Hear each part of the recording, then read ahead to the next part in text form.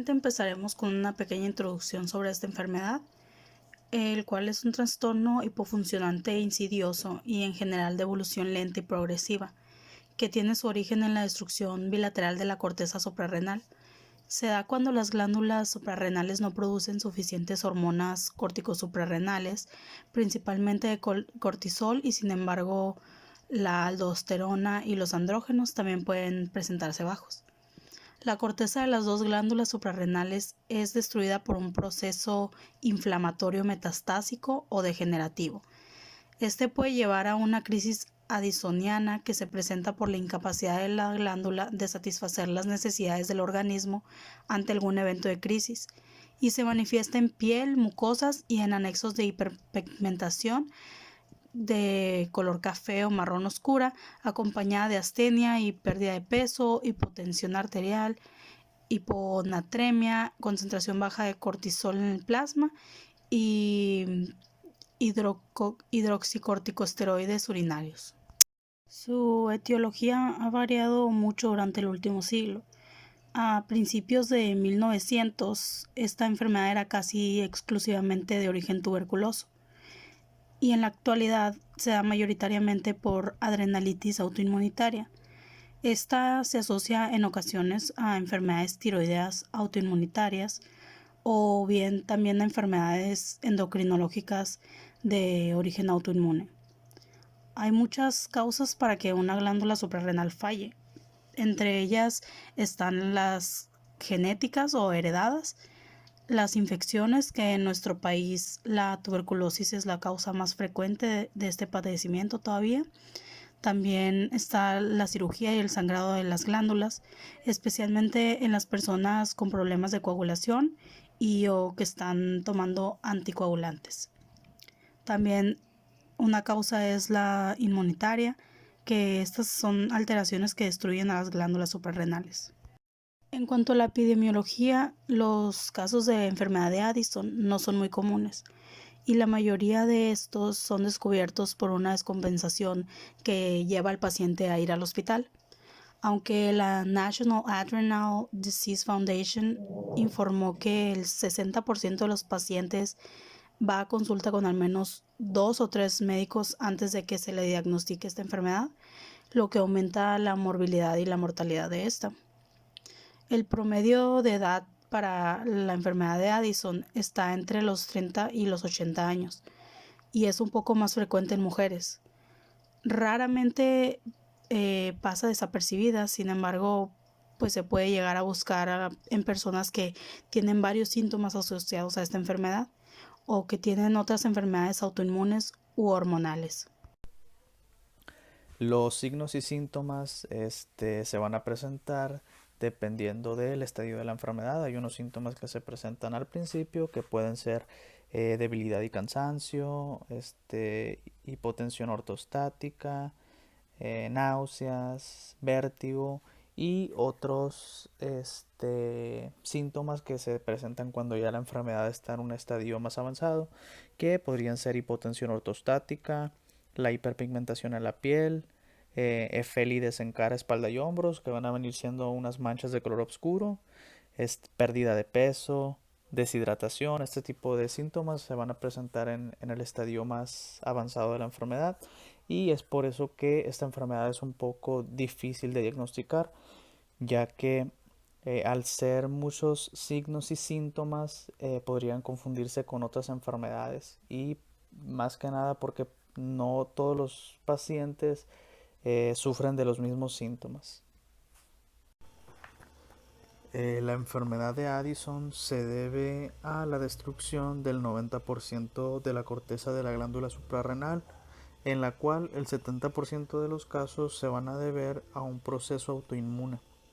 Se dice que en un 30 a un 40% se van a producir anticuerpos específicos contra las glándulas suprarrenales solamente, mientras que de un 60 a un 70%, es decir, en la mayoría de los casos, va a haber una afección en otras glándulas, es decir, habrá un proceso poliglandular autoinmune.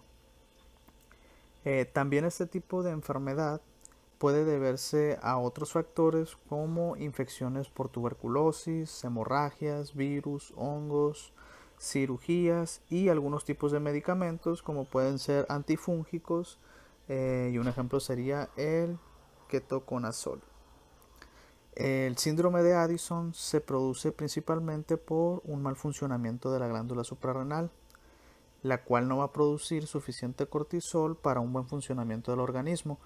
Si vemos aquí la imagen de la derecha y recordando un poco las clases anteriores, vamos a ver que el hipotálamo va a ser el encargado de producir la CRH, llamada también hormona liberadora de corticotropina. Recordando, vamos a ver que esta va a actuar como un estimulante a la hipófisis para que ésta libere otra hormona que va a ser la ACTH, que también es nombrada como hormona adrenocorticotrópica. Esta hormona lo que va a ser estimular a la glándula suprarrenal para que ésta libere cortisol a nivel del plasma. Este pues va a servir como inhibidor si nosotros contamos con niveles altos de cortisol sérico, o también como estimulante si los niveles séricos son bajos. Es decir, esta enfermedad pues prácticamente lo que va a ocasionar es que al haber una disminución del cortisol sérico, las hormonas ACTH y CRH van a estar aumentadas, y esto pues va a provocar los síntomas anteriormente demostrados, como por ejemplo la hiperpigmentación en la piel, que va a ser gracias a el aumento de la ACTH. Otra hormona que también se ve afectada por el mal funcionamiento de la glándula suprarrenal es la aldosterona, la cual pues a nivel de la nefrona va a aumentar la secreción de potasio y a la reabsorción de sodio. Por ello, en este síndrome vemos que hay un aumento sérico de potasio y una disminución de sodio, el cual al estar bajo va a influir en la presión ortostática, provocando la hipotensión arterial, que es un síntoma que también ya habíamos mencionado anteriormente. Otra cosa que se me pasó mencionarle es que también la aldosterona secreta iones hidronio, y por eso también se da, aunque muy leve, un proceso de acidosis. Para el diagnóstico de la enfermedad se toma en cuenta el historial clínico del paciente, así como los signos y síntomas, pero también se realizan pruebas de laboratorio. Las más comunes son para medir los niveles en sangre de sodio, potasio, hidrocortisona y hormona adrenocorticotrofina, que es la que estimula la corteza suprarrenal para producción de hormonas.